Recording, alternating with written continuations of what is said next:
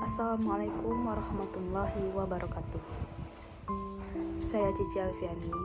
Di sini saya akan membawakan satu materi dengan judul Konsep Pendidikan menurut Surah At-Tahrim ayat 10 sampai 12. Oke, teman-teman sekalian, pendidikan memiliki peran penting dalam pembentukan karakter dan moral seseorang. Al-Quran merupakan sumber ajaran utama bagi umat muslim, yang dimana di dalam Al-Quran tersebut memiliki banyak petunjuk dalam konsep pendidikan ini, baik itu secara langsung maupun dari kisah-kisah Nabi terdahulu. Salah satu bagian Al-Quran yang membahas tentang pendidikan yaitu di surah At-Tahrim ayat 10 dan ayat 12.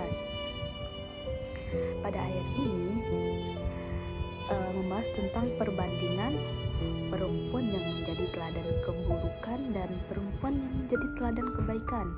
Nah, dalam ayat ini Allah juga memberikan contoh kepada kita semua, teman-teman, terhadap istri Nabi Lut dan istri Nabi Nuh, itu sebagai gambaran keburukan. Lalu Allah juga memberikan satu contoh lagi, teman-teman, terhadap istri Fir'aun dan Maryam binti Imran sebagai gambaran kebaikan atau wanita solehah. Nah, dari perbandingan tadi banyak sekali mengandung pelajaran yang diambil dalam konsep pendidikan, terutama dalam hal ketakwaan, keimanan, dan peran lingkungan dalam pembentukan karakter seseorang. Oleh karena itu, pentingnya untuk mengkaji ayat ini agar kita dapat mengimplementasikannya dalam kehidupan sehari-hari. Oke, di sini saya akan membahas 3 poin. Yang pertama, bagaimana tafsiran surah At-Tahrim ayat 10 sampai ayat 12. Dan poin yang kedua, bagaimana konsep pendidikan terhadap ayat tersebut. Dan yang ketiga, bagaimana relevansi konsep pendidikan pada ayat-ayat tersebut dalam kehidupan modern. Kita masuk pada poin yang pertama, yaitu tafsiran surah At-Tahrim ayat 10. Tapi sebelum dari itu saya akan membacakan surah At-Tahrim ayat 10. Bismillahirrahmanirrahim. Daraballahu masalan lilladzina kafaru imra'ata Nuhin wa imra'ata Lut kanata tahta 'abdaini min 'ibadina salihaini fakhanatahuma falam yughniya 'anhuma minallahi syai'an wa qila dakhulan nar ma'ad dakhilin.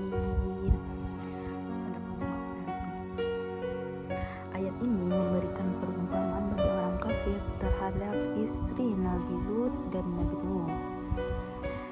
Meskipun mereka dalam naungan orang yang soleh, tetapi mereka lebih memilih untuk berkhianat dan tidak taat kepada Allah, sehingga mereka tidak mendapatkan manfaat dari kedekatan orang soleh atau dibimbing oleh orang soleh. Sehingga perempuan ini atau istri beliau ini hanya mendapatkan hukuman dari Allah, yaitu masuk ke neraka berserta orang kafir lainnya. Nah, menurut tafsir Ibnu Katsir,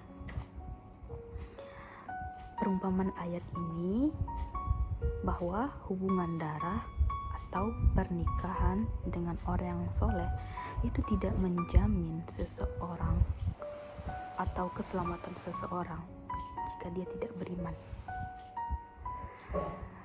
Seperti yang dikatakan istri Nabi Nuh dan Nabi Lut dikatakan berkhianat, bukan artian perzinaan, tetapi dalam hal agama. Mereka menentang dakwah suaminya dan memilih jalan kekufuran. Nah, menurut tafsir Al-Muyassar, perumpamaan ini menjelaskan bahwa iman seseorang itu bersifat individual.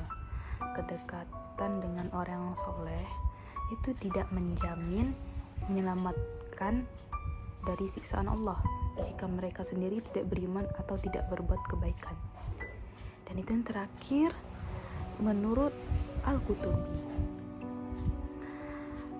Allah sendiri membuat perumpamaan dan Allah juga menegaskan bahwa tidak ada satu pun yang bisa membela kerabat atau keluarga lainnya di akhirat kelak jika mereka berbeda agama. Sama halnya dengan istri Nabi Nuh dan Nabi Lut yang mereka lebih memilih untuk berkhianat dari suaminya, yang sementara Allah membuat perumpamaan itu dua wanita tersebut dalam bimbingan orang yang soleh. Oke, mari kita lanjut surat Tahrim ayat 11.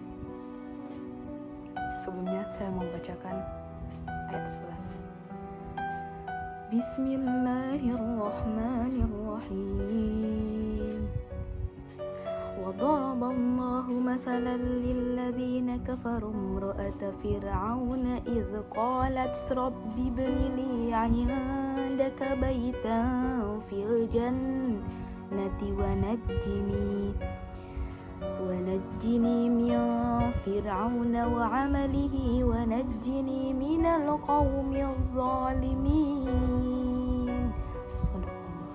Ayat ini memberikan motivasi atau dorongan kepada seluruh umat muslim agar senantiasa bersabar dalam menghadapi kesulitan seperti layaknya istri Fir'aun.